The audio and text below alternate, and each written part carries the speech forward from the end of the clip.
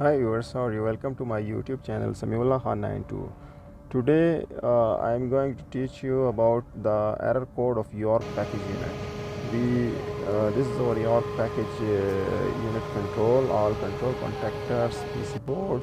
So this is our monitor in the package unit in the control system given. What error code is coming in our package unit? This you see startup delay. It's showing startup delay now. You can see up on the fault there is a fault error also showing red HS1 shut down due to limit switch. This error is showing HS1 shutdown coming due to limit switch. So what is the error? Because of what this error came? This is our thermal limit switch. We have 3 thermal limit switch in our heater of supply air duct. So we check all the 3 thermal limit switch. We've got one faulty of that.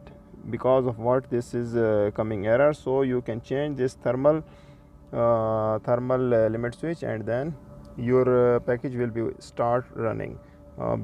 Before it's not working because this thermal switch is faulty. You can check all 3 thermal switch resistance one by one. Which one is faulty, you can remove it. Thanks for watching my YouTube channel. Like and subscribe my channel.